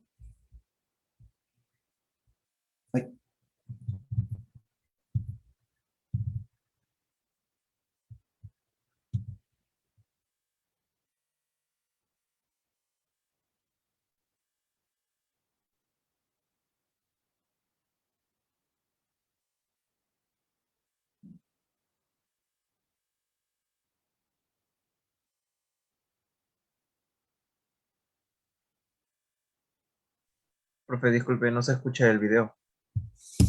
Ah, que ese no tiene, ese no tiene audio realmente. No está hablando, solo está mostrando la imagen. Ah, ok, ok, está bien. ¿Logran ver la imagen? Está ahora a colores. Sí, sí se ve, sí se ve.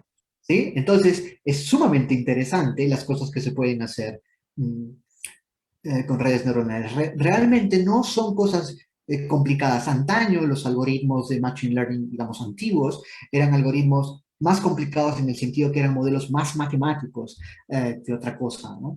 En este caso no, son un conjunto de neuronas que lo que hay que hacer es modificar los pesos, las sinapsis de las neuronas para que obtengas la salida que deseas. Y la forma como modificamos esas sinapsis es a través de la gradiente descendiente, ¿no? Aquí hay otro ejemplo más. Esto también es, me parece, para cerebros.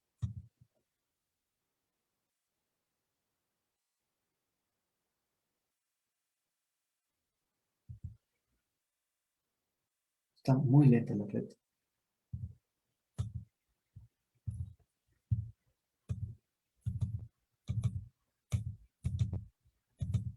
No, es muy lenta la red. Vamos a ver la última que es más interesante. A ver, ¿qué pasó?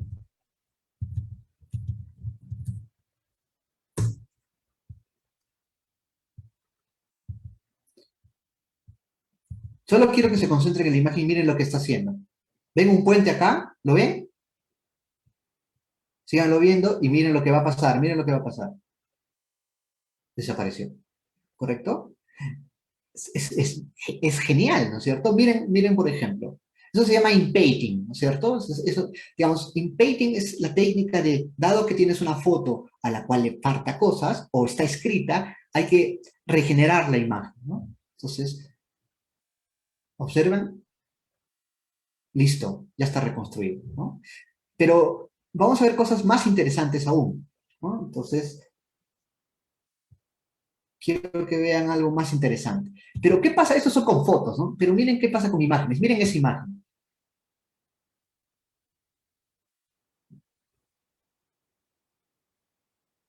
Concéntrense, miren lo que va a pasar. Incluso está diciendo, incluso lo que va a pasar con la propia sombra, ¿no? Desapareció. ¿Se entendió? ¿Sí?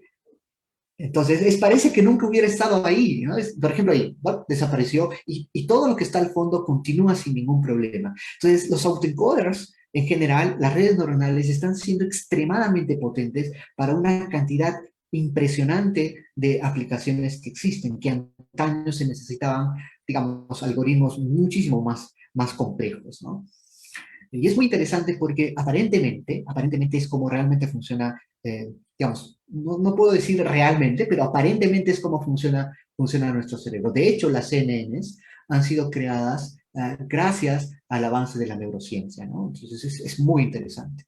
Uh, lo último que voy a presentarles es un pequeño ejemplo, porque lo único que quiero ver es quién de ustedes, si ustedes pueden ganarle a la máquina o la máquina les gana a ustedes. ¿Listo? Entonces, aquí no sé si da para ver el código. ¿Sí ven el código bien? Ok, entonces, bueno, lo único que voy a hacer aquí, primero necesito CUDA porque son demasiados pesos. Entonces, le digo a la máquina si es que simplemente, si es que CUDA está available, o si es que tienes CUDA, entonces utiliza CUDA, que es la GPU de la máquina, y si no, utiliza CPU. Esperemos que tengamos CUDA o que digamos, Google nos pueda dar CUDA ahorita, porque si no va a ser muy lento, ¿listo? Es lo único que digo. Aquí lo único que estoy haciendo batch significa que voy a entrenar digamos, no va a entrar una imagen por imagen, sino vamos a entrar 64 imágenes en paralelo para que ingresen al modelo y luego el modelo modifique sus pesos en base al error cometido con esas 64 imágenes y después otras 64 y después otras 64. Ese método se llama mini batch gradient descendant. Entonces vamos a modificar la gradiente descendiente, pero no imagen por imagen, sino cada 64 imágenes vamos a hallar el error promedio de esas 64 que han dado esas 64 imágenes y luego retropropagamos. ¿Listo? Aquí lo único que le estoy diciendo a la máquina es simplemente voy a normalizar los datos, los valores van a ser valores entre 1 y -1, ya no entre 0 y 255, y además de normalizarlos, no, solo eso, los voy a normalizar entre 1 y -1. Star Vision es una librería que contiene ya varias bases de datos y voy a usar para ustedes el MNIS. El MNIS es una base de datos que tiene algo de 64.000 imágenes, no recuerdo ahorita exactamente, ahorita lo vamos a ver, pero tiene una gran cantidad de imágenes de números escritos a mano, ¿correcto? Varios ceros, varios unos, varios dos, una gran cantidad de números realmente. Entonces vamos a usar esa base de datos, vamos a usar la parte de train, de entrenamiento, a todas esas imágenes las vamos a normalizar entre 0 y 1 y las vamos a bajar en training set. Entonces, training set va a ser el conjunto de datos para entrenar mi modelo y luego, una vez que se ha entrenado el modelo, vamos a hacer un test, vamos a probar qué tan bien ha sido entrenada con datos que nunca ha visto el modelo en la fase de entrenamiento y vamos a ver qué tal logra reconstruir estos modelos, ¿no? Entonces, aquí hay un ejemplo. Esperen que nos den una máquina potente, por favor. No sé si van a poder, pero va a demorar si quieren unos 5 a 10 minutos en entrenar. No está preentrenada. Bueno, de repente menos, 5 minutos. Depende del GPU que nos den. Ok, ahí está. Entonces ya lo bajó, todo perfecto. Listo. Muy bien, entonces ahora que ya lo tenemos, vamos a construir nuestro autoencoder. Quiero ver si todo está bien. Todo está bien, ¿no? Sí. Perfecto. Muy bien, entonces aquí está nuestro encoder. Observen que he creado dos clases para que entiendan mejor. Quiero ver si puedo dibujar aquí. A ver.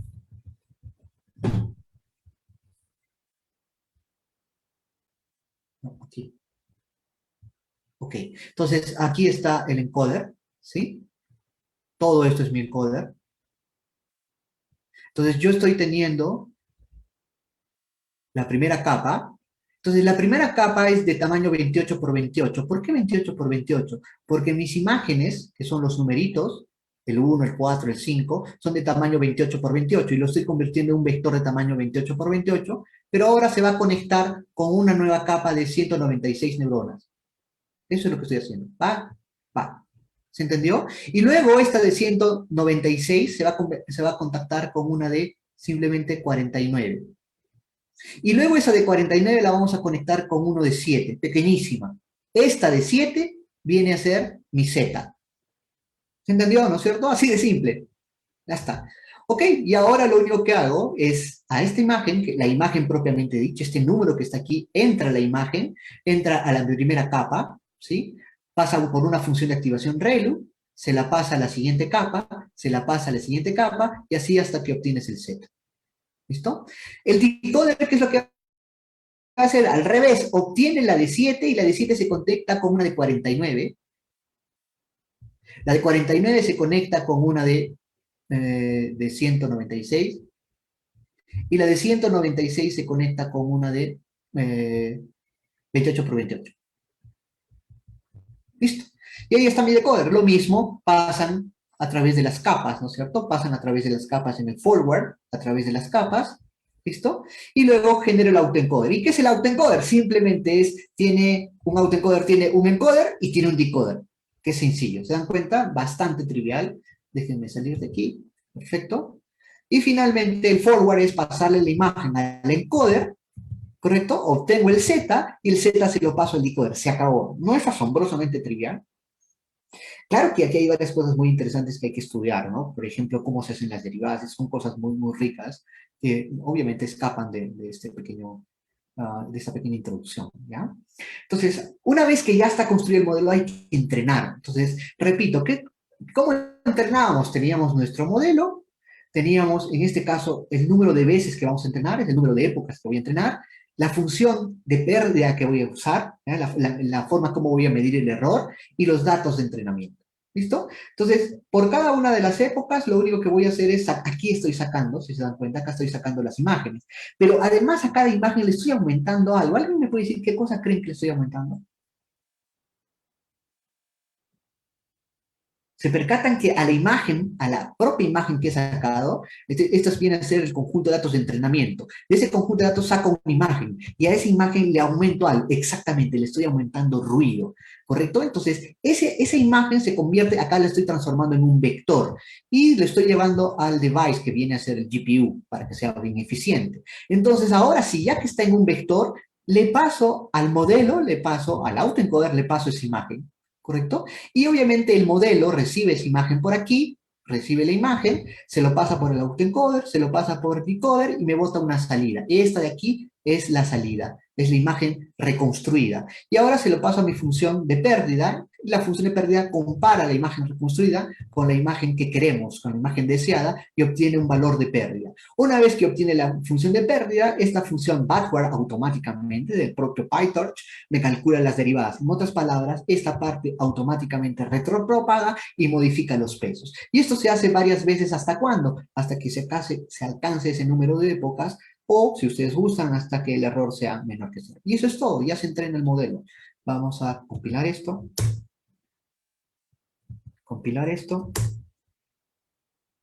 Y obviamente aquí es donde va a aprender, aquí es donde se va a demorar.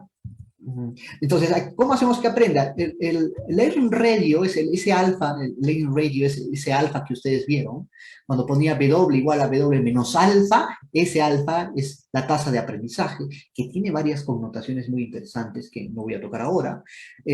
Aquí construyes el autoencoder lo mando a CUDA para que sea muy eficiente. Aquí le digo, la función de pérdida va a ser una función que se llama MSE, mínimos cuadrados, y después voy a usar un optimizador para que aprenda de manera más eficiente. O sea, no solo uso el Learning Radio, sino un optimizador que se llama Adam y llamo a mi función train. Aquí entreno.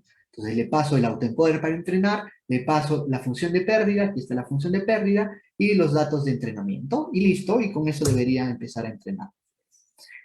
Tengan paciencia, nos quedan creo que 15 minutos. Espero que lo haga relativamente rápido. Son solamente 20 épocas. Entonces se va a demorar. Mientras va entrenando, ¿tienen alguna pregunta?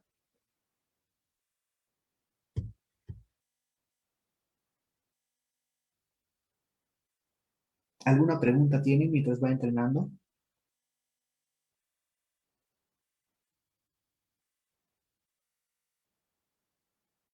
Ah, una pregunta.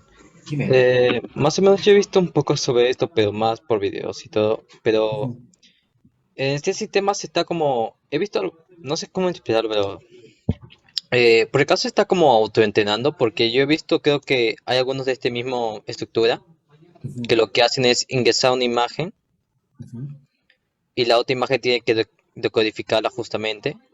ujú. Y entonces cada vez, por ejemplo, no, espera, ¿cómo era? Tipo que la imagen de por sí toma una serie de datos y construye una imagen, por ejemplo, la cara de una persona. Y de ahí justamente el decodificador tiene que reconstruir esa cara, si mal no recuerdo. Ujú. Entonces, cada vez que esto, por ejemplo, va, por ejemplo, especializándose mejor por sí mismo, sino va construyendo mejores, por ejemplo, caras, mientras otro desconstruye, digamos, como era. No recuerdo cómo expresarlo, pero como Sí, lo que se tú enseña estás a sí mismo. hablando, ujú, lo que tú estás, esta es una red neuronal también no supervisada, es decir, se enseña a sí mismo en el sentido de que tú solamente ingresas X, no ingresas X y Y. Si te das cuenta, le hemos pasado solamente X, sino que la máquina, digamos, espera como salida el mismo X. Entonces es un método no supervisado. Los otros modelos que les he explicado, recibías el X y recibías también el Y, y el Y era el valor que tú deseabas obtener. ¿Me dejo entender? En cambio aquí no, solo le pasas X, porque es ese mismo X el que deseas obtener. Entonces es un modelo no supervisado por ahora. Entonces, pero lo que tú estás hablando es otro modelo que se llama las redes neuronales GAN. Las redes neuronales GAN son redes neuronales que lo que hacen es tratar de aprender la función de distribución de los datos. Entonces, suponiendo que, déjenme borrar todo esto, que sí. Entonces, imagínate que aquí tienes una cara Bueno, más o menos, ¿no? Y por aquí tienes una red neuronal, y esta red neuronal es una red neuronal que se llama generator, la vamos a llamar G de generator, y lo que vas a recibir como entrada es ruido, pero ruido, no es que esta cara con ruido, sino es ruido aleatorio, cualquier cosa, no significa nada, es basura, completamente basura, es ruido, completamente ruido. Y ese ruido entra al generator, y ese generator te bota una salida, que viene a ser una imagen. Entonces, ambas, la cara real, que es esta real, y esta imagen que me ha botado el generator, van a entrar a otra red neuronal, y esa otra red neuronal va a tratar de decirte si se trata de una cara 1 o 0, si se trata de una cara falsa, ¿correcto? Entonces, las redes GAN tratan justamente de hacer eso. Vamos a tratar de engañarle a esta red neuronal de aquí, vamos a tratar de engañarle y vamos a tratar de decir que se trata de una cara real cuando el generator me bote una imagen. Entonces, el generator va a aprender a generar caras reales a partir de ruido. Entra ruido y transforma este ruido en un rostro de un humano, de una persona. Y este rostro que he generado, que es falso, va a entrar a esta otra red neuronal y esta otra red neuronal me va a decir a mí que se trata de una cara 1 o false si no se trata de una cara. En otras palabras, este señor va a tratar de descifrar si le estamos engañando o no. Si entra una cara real, como esta, la máquina dice es real. Si entra una cara falsa, como esta, me dice que es falsa. Pero se entrena hasta un punto en que el generador me empieza a dar caras que no pueden ser descifradas por la GAN y la GAN te dice, oye, son caras reales, cuando no son caras reales. En ese momento decimos que el modelo ha sido entrenado y ahora toda esta red neuronal, toda esta GAN, que se llama GAN, aprendió a crear caras completamente nuevas que el modelo no puede descifrar si es verdadero o falso, y no solo el modelo, sino genera tan bien que nosotros mismos no podemos descifrar si se trata de un rostro real o no. ¿Listo?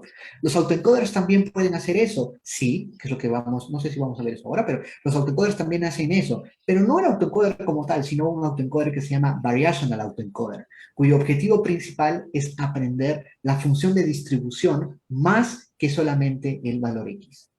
¿Me entiendes? ¿Me entendiste? Ah, sí, ya entendí.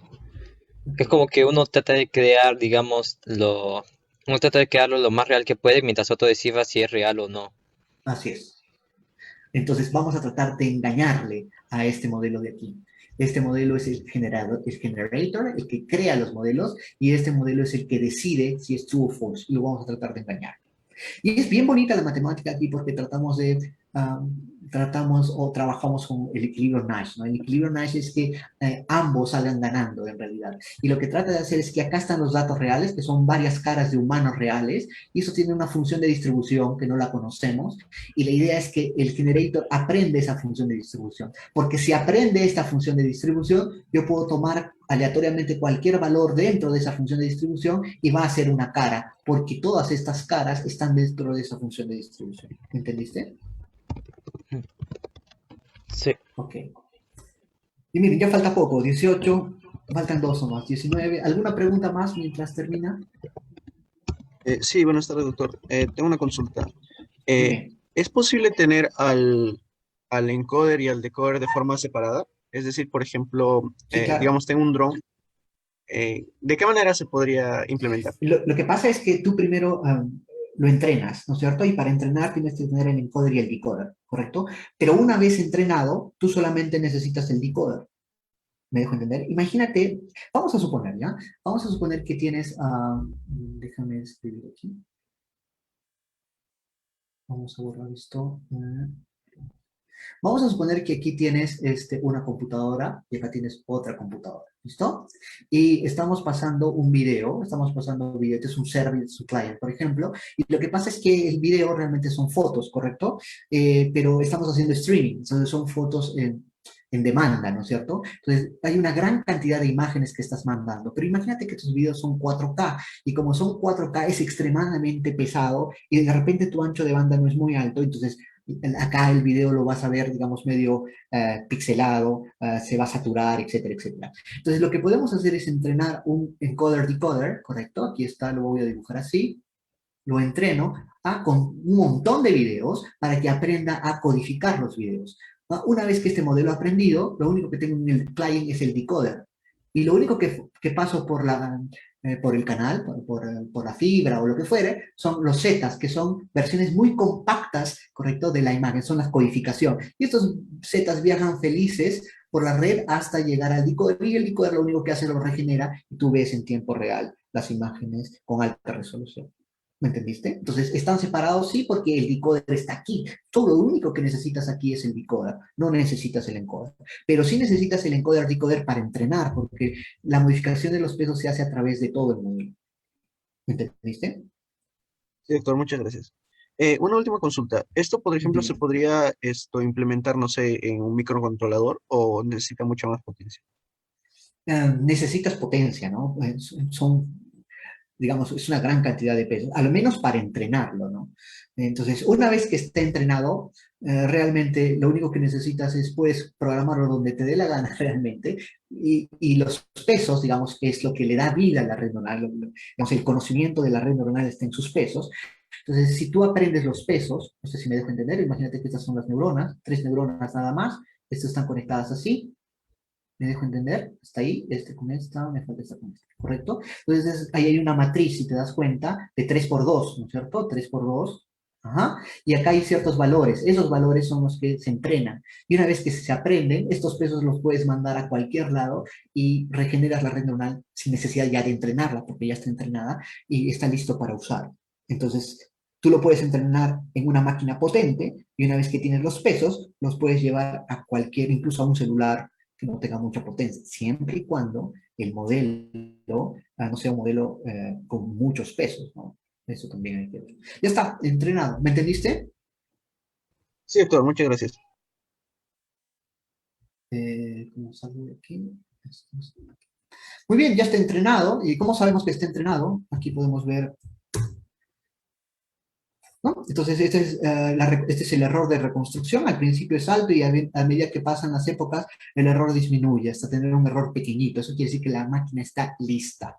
Aquí simplemente son unas funciones que he hecho adicionales para mostrar, digamos, los datos. Aquí lo único que estoy sacando es del test loader. El test loader tiene un montón de imágenes. Yo solamente estoy sacando las 10 primeras, me parece. Entonces ahí saco la imagen y la etiqueta y aquí las muestro, ¿no? Estoy mostrando las 10 primeras, pero son de 64 en 64 realmente. Ahí están las 64. ¿Listo? ¿Por qué de 64 a 64? Porque nosotros le hemos dicho que ese mini bash va a ser de 64. Hemos sacado 64 de manera random. Si yo saco los siguientes elementos, hago un next, pues van a mostrarte los siguientes 64, pero todos tomados de manera random. Son otros números. ¿Listo? Ok, entonces aquí lo único que voy a hacer es mostrarles cómo se aumenta ruido. Aquí está la imagen y a la imagen le estoy aumentando ruido. ¿Listo? Listo. Pueden ver que da para ver que realmente es el 4, el 6, el 4, el 3, el 0, el 7, el 0, el 2 y el 9, ¿verdad? ¿Sí? ¿Da? ¿Se ve? ¿Sí? Aquí no sé si logran ver en esta imagen. Sí da, ¿no es cierto? No hay problema. Entonces, ahora lo que voy a hacer es entrenar aquí. Vamos a ver el modelo y vamos al modelo lo que descifra. Ok. Dime ustedes, aquí lo que he hecho es aumentarle más ruido. ¿Sí? ¿Me pueden decir ustedes qué números ven acá? ¿Pueden o no pueden? Lo único, este de aquí a la imagen de acá le ha cambiado, le ha aumentado más ruido, miren, mucho más ruido. He mostrado la imagen, le paso a esa imagen que tiene ruido, esta imagen se lo paso a quién, se lo paso al autoencoder. El autoencoder lo que hace es lo que decodifica y luego te muestra la imagen reconstruida. En otras palabras, está recibiendo esta cosa de acá, la imagen, y lo que está botando es la reconstrucción. Entonces, mi pregunta es, ¿pueden ver qué números son? Ojo, estos números no son estos de aquí, porque he hecho una modificación. ¿Da para ver o no? Pero miren la máquina. La máquina sí puede reconstruir. ¿Se dan cuenta? Entonces, es impresionante lo que se pueden hacer con estos modelos de manera bastante simple. Repito, lo único que he hecho es aumentarle más ruido, ¿sí? Mucho más ruido. He agarrado la imagen que está aquí, le he convertido en un vector, muestro la imagen. Una vez que ya lo tengo como vector, aquí está como vector, se lo he pasado a CUDA, que es el GPU. Una vez que está en GPU, lo he convertido, aquí recién lo convierto en un vector, perdón, y luego se lo paso al autoencoder. El autoencoder recibe la imagen que tiene ruido y lo que hace es la reconstruye y luego a la imagen que ha reconstruido la vuelvo a mostrar. Eso está. ¿Listo? Muy bien, eso es lo que tenía para ustedes, muchachos. Tengo dentro de 10 minutos una reunión. ¿Tienen alguna pregunta?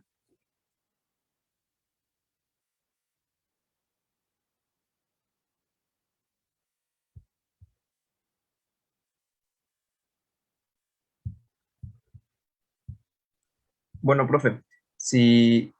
Ah, en el chat preguntan si Sí. podría compartirles el link del PPT que he usado. Sí, les voy a pasar el PDF y ahí está incluso el collab, ¿ya?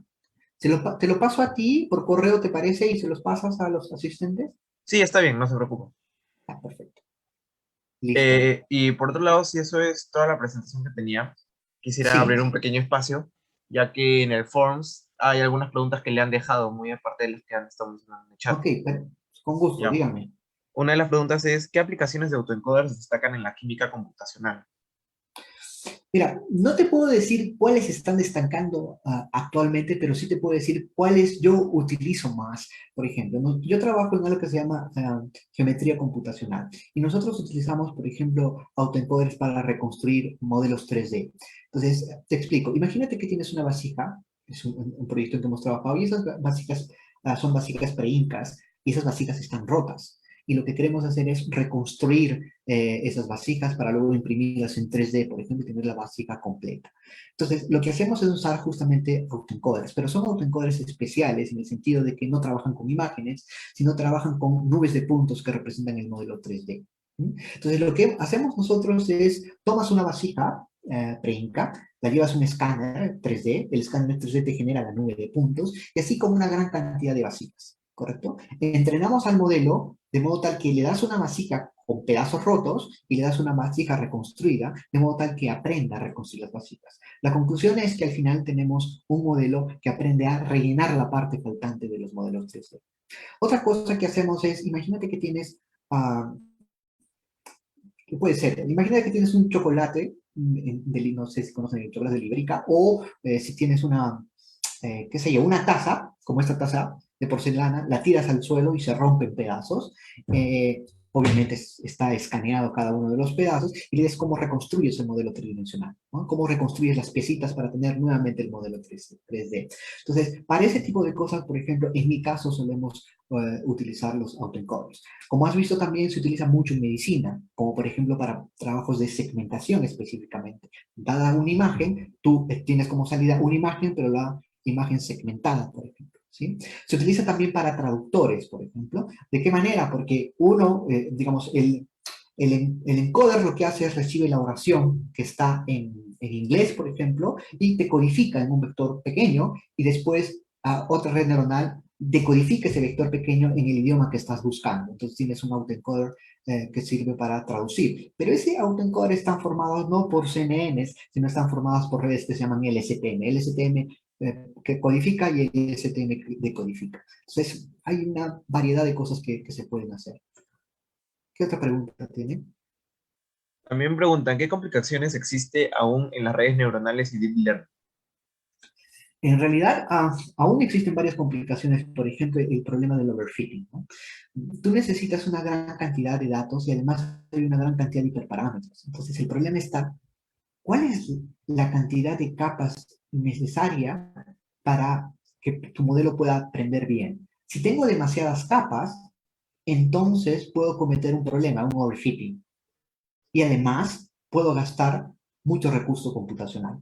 Existen métodos para que, dada una red neuronal que tenga muchas capas, poder disminuir su capacidad para evitar el overfitting, por ejemplo, dropout, o algunas técnicas como, por ejemplo, para tratamiento de los datos, normalizar los datos, por ejemplo, batch normalization, por ejemplo. Entonces, hay varias técnicas, regularización, por ejemplo, que me permiten disminuir la capacidad del modelo para evitar el overfitting. Pero el problema es que mi red neuronal sigue teniendo demasiadas capas y eso me genera mucho problema, digamos, es mucho costo computacional. Entonces, la primera pregunta es, ¿cuántas deberían ser las capas idóneas? No se sabe. Todavía no es que No es que tú sepas, para este problema específico necesito 5 capas. No se sabe. El otro problema es que necesitas una gran cantidad de datos. No necesariamente tenemos una gran cantidad de datos para algunos problemas. Hay técnicas que nos permiten generar data augmentation, es decir, aumentar la cantidad de datos y eso nos permite evitar, por ejemplo, un underfitting o un overfitting, ¿no es cierto? Ese tipo de cosas.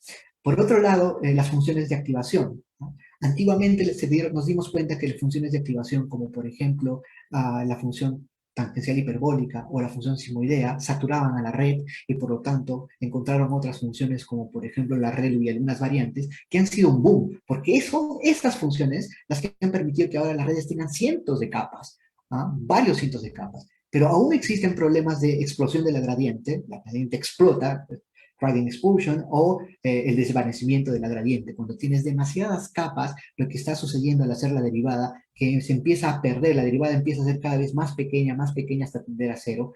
Generalmente eso sucede en las redes neuronales de tipo recurrente, ¿no? Hay avances, como por ejemplo las redes LSTM, que tratan de resolver ese problema, pero no es que está resuelto al 100%. Aún hay cosas por hacer.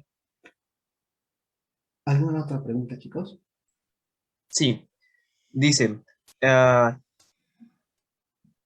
¿puedo utilizar autoencoders para detectar anomalías en señales SG o de SPO2? Eh, no sé a qué te refieres con ese SGP. De repente me puedes explicar para que te pueda dar una idea. Ah, sí, SG son los electrocardiogramas más que nada. A eso te refieres. Sí. Eh, sí, aunque, por ejemplo, en este tipo de cosas es mejor utilizar otro tipo de redes, como una red neural, por ejemplo, las LSTM, porque son series temporales. Entonces, cuando tú tienes una serie temporal, es preferible utilizar, por ejemplo, una red neuronal como una LSTM. Al final de cabo, eso es un clasificador. O sea, depende de lo que tú quieres hacer, obvio. Si tú me das una señal, un electroencefalograma o un electrocardiograma, por ejemplo, me das esa señal y lo que quieres es clasificar y decirme que se trata de una arritmia, por ejemplo, o no es una arritmia, por ejemplo, o hay un soplo, por ejemplo, estás haciendo un proceso de clasificación. Si estás haciendo un proceso de clasificación, no tiene sentido usar un autoencoder, tiene sentido usar un clasificador. Y un clasificador es, por ejemplo, una LSTM. ¿Por qué razón? Porque tienes una señal temporal. Algunos utilizan CNNs, por ejemplo, ¿no? Ahora, también depende de la cantidad de datos, ojo, porque si tienes pocos datos, no tiene sentido usar una técnica de deep learning.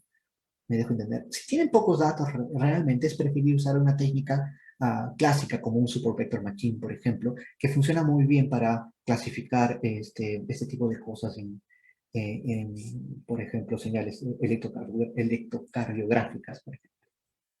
¿Listo? ¿Tienen alguna pregunta más? Sí, y ya para terminar, creo, dice, ¿cuáles son los algoritmos más usados en Deep Learning? Es una pregunta compleja porque ¿cuáles son los algoritmos más usados? Depende del área que estás, ¿no? Entonces, una persona que está en el área de NLP, de procesamiento de lenguaje natural, los más usados probablemente sean las redes recurrentes y probablemente sea la LSTM o las redes GRU. Probablemente. Ahora están los transformers, por ejemplo, que son la última panacea. Si estás, por ejemplo, en mi área, que es Geometric Deep Learning, usar las LSTM no son muy habituales, no tienen mucho sentido. Entonces usamos más autoencoders, por ejemplo, o redes CNN, pero diseñadas específicamente para trabajar con modelos 3D y no con imágenes. Son redes bien bacanes que cambian el concepto de hacer, por ejemplo, convolución y pooling. Se hace de manera distinta porque trabajas en modelos 3D y no en imágenes. Entonces, a esa respuesta depende del modelo, depende del área en que te desempeñas. No es que yo no puedo decir, oye, MLP, las redes neuronales GRU son las más usadas del planeta. No puedo porque depende del área en la que te desempeñas. ¿No? Listo, profe. Creo que eso sería todo por el momento. Ah, bueno. Hay una pregunta en el chat que acabo de Ujú. poner que dice que con las imágenes del cáncer mostrado, ¿qué aporte dan o si es útil a la medicina? Para que tengas una idea, en 2000, no estoy seguro si fue el 2018-19, pero un grupo de investigadores hicieron algo muy interesante. Tuvieron mamografías, radiografías de mama realmente y trataron de identificar el cáncer.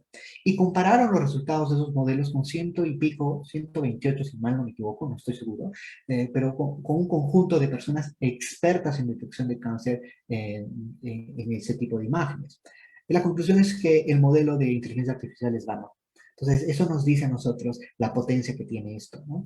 Actualmente, los modelos de Deep Learning para detección de cáncer, al menos de mama, por ejemplo, o en lunares cancerígenos, están superando al ser humano en detectar cáncer. Es decir, muchos científicos o muchos expertos no ven cáncer cuando la inteligencia artificial ya detecta cáncer, ¿no? Entonces, eso es una cosa impresionante. ¿Qué tan fiables son las bases de datos públicas para entrenar modelos de Deep Learning? Depende. Entonces, depende de que si quieres saber cuán fiable es, tú tienes que ver, tienes que leer papers. Y si es que esos papers han sido publicados en lugares de alto impacto, lo más probable es que puedas confiarte en las bases de datos que han utilizado.